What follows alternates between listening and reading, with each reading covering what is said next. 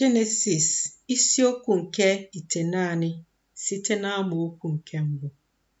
Chineke wee gọzie Noa na ụmụ ya ndị ikom sị ha, mụọ n'ọmụmụ, baa n'ụba, jupụta ụwa. Egwu unu na ụjọ unu ga-adịkwasị n'anụ niile ọbụla nke ụwa nke dị ndụ, na n'anụ ufe niile ọbụla nke eluigwe, tinyere ihe niile ọbụla nke ala na-enupụta, tinyekwara azụ niile nke oke osimiri. N'aka unu ka enyeworo ha.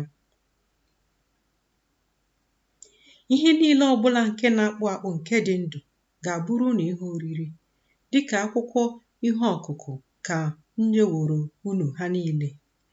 Naanị anụ arụ nke ndụ ya bụ ọbara ya dị n'ime ya ka unu na-agaghị eri.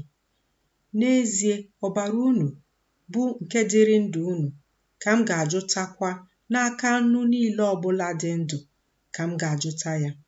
Ọ bụkwa n'aka mmadụ, n'aka nwanne mmadụ ọbụla ka m ga-ajụta ndụ mmadụ.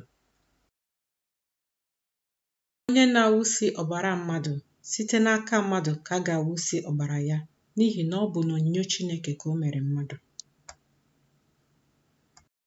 Unu onwe unu kwa, mụọ n'ọmụmụ, baa n'ụba, nupụta na ụmụ n'ụwa, baa ụba n'ime ya.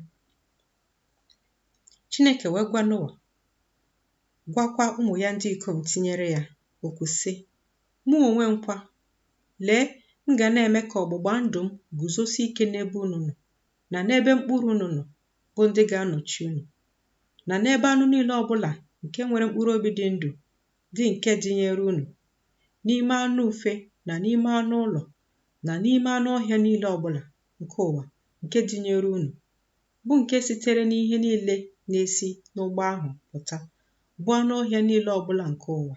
M ga-emekwa ka ọgbụgba ndụ m guzosi ike n'ebe unu nọ. Agaghị ebipụkwa anụ arụ niile ọzọ site na mmiri nke iju mmiri ahụ. Iju mmiri agaghị adịkwa ọzọ ibibi ụwa. Chineke wee sị, nke a bụ ihe ịrịba ama nke ọgbụgba ndụ ahụ nke mụ onwe m na-agba n'etiti mụ na unu na anụ niile ọbụla nwere mkpụrụ obi dị ndụ nke dịnyere unu ruo ọgbọ niile ebighị ebi. Eke na ogwurugwu m ka tinyeworo n'igwe ojii. Ọ ga-aghọkwa ihe ịrịba ama nke ọgbụgba ndụ dị n'etiti mụ na ụwa. Ọ ga-erukwa mgbe m na-eme ka igwe ojii pụta n'elu ụwa, na a ga-ahụ eke na ogwurugwu ahụ n'igwe ojii ahụ. M wee cheta ọgbụgba ndụ m nke dị n'etiti mụ na unu na anụ niile ọbụla nwere mkpụrụ obi dị ndụ n'ime anụ arụ niile.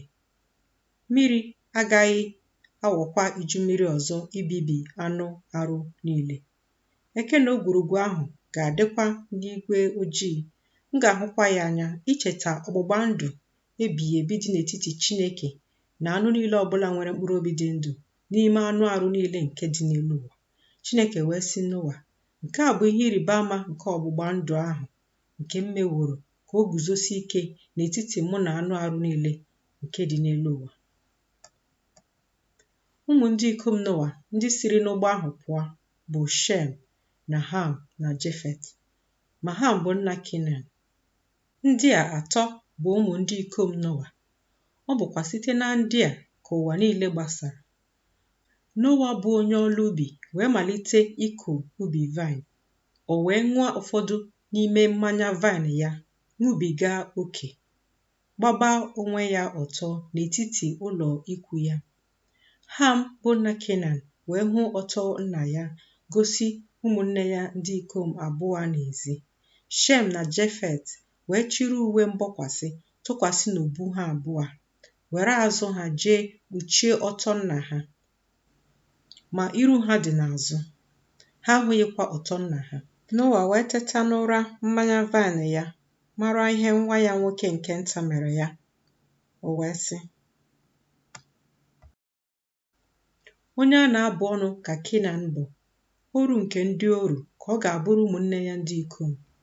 Ọ sịkwa, onye a gọziri agọzi ka Jehova bụ Chineke nke Shem bụ, ka Kenan wụkwara ha oru. Ka Chineke mee ka Jefet setịa ya birikwa n'ụlọ ikwu niile nke Shem, ka Kenan ghọkwara ha oru. Noa wee dị ndụ mgbe iju mmiri ahụ gasịrị 107 na arọ 10.